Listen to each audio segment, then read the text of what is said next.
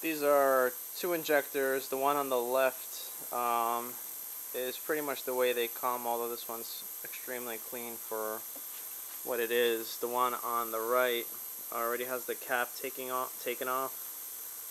The O-ring and the spacer on the bottom. The top O-ring is also taken off, and it's been wire wheeled already by hand. Just a quick wire wheel. As you can see, there's still paint in that groove. Let me just do the polishing part with this injector right now, since I have that wheel on it, and then I'll switch over to the other wheel.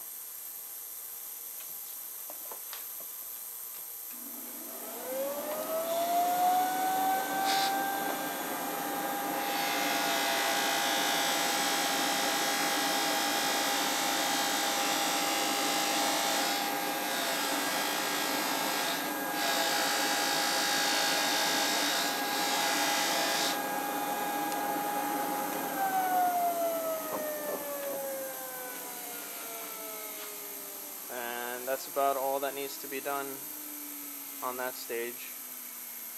As you can see, it's nice and shiny. It'll be even shinier once it gets wiped down.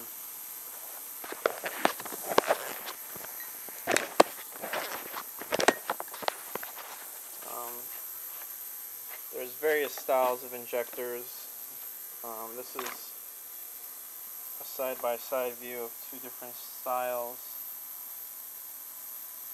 This one's a little more squarish. This one's a little rounded off. Has a little bigger surface area towards the bottom, and also I wire wheel that tip as it's a fully metal tip. This tip gets covered. It's another example with the O-ring on it. That's the filter already removed. Let's go back to this one. Has a filter in it, and pretty much what I do is just grab that, a couple turns, and I just wiggle, and it comes out. There's another method of that for removal of those. Let me just grab another injector. This one, I need two hands for, so just give me a second. Alright. This is a tool that was, I guess, developed by the people that sell the servicing machines.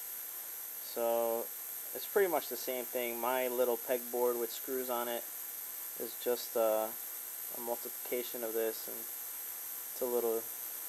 This one's a little more involved, and it's easier, you know, on your hands, but there's a little more work to it.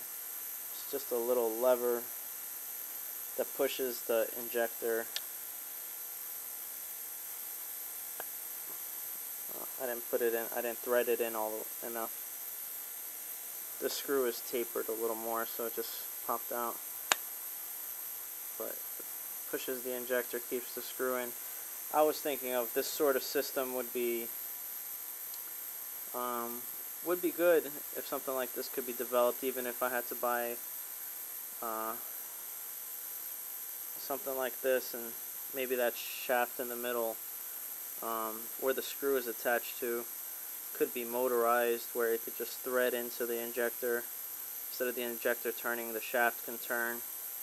And then also, if there would be a subsequent plate, whereas this one expands now, if there could be another smaller one that can expand along with it, that would be able to remove the filter off the screw on a second.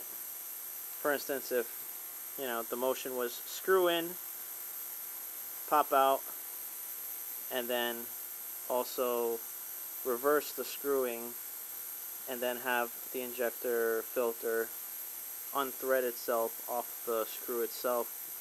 I guess maybe like a plate could be back there that could come forward, and as it's reverse screwing, it would slide the filter right off and leave the screw nice and clean again.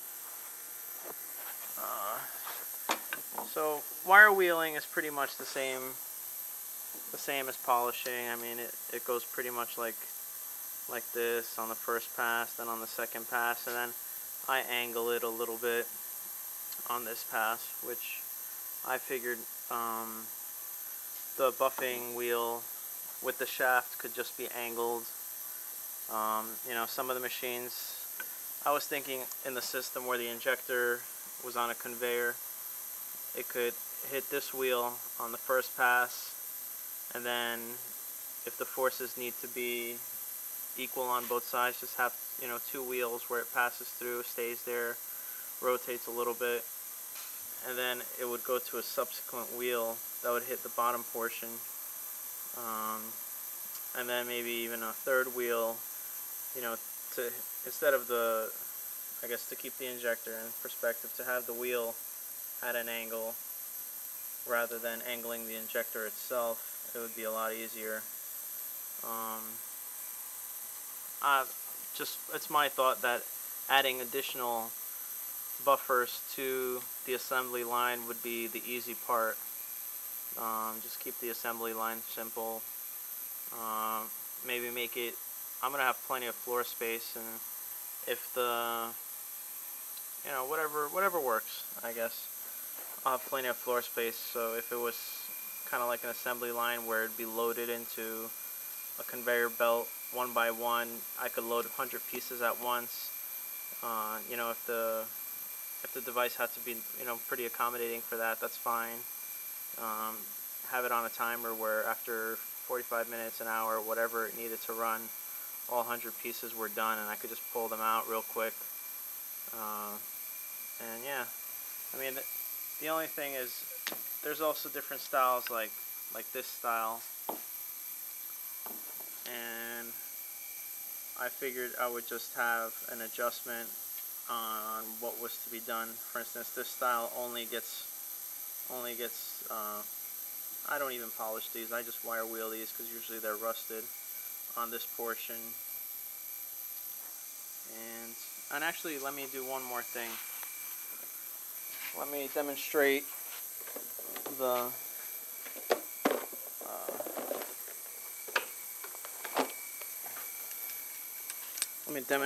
process of removing the filter. Oh, not the filter, the cap, which is pretty much just taking a pair of,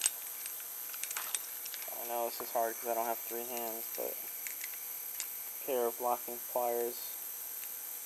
This really is a lot easier than it looks. It's just awkward positioning. So I crush the cap a little bit. It breaks. I usually just crush it once or twice depending on, it just comes right off.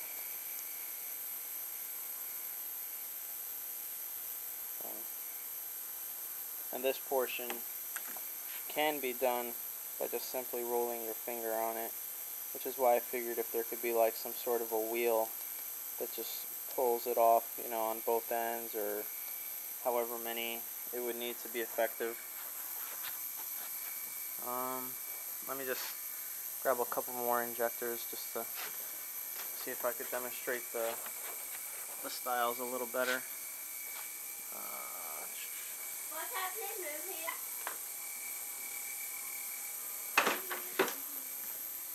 Here's another one. It's more of a squarish style.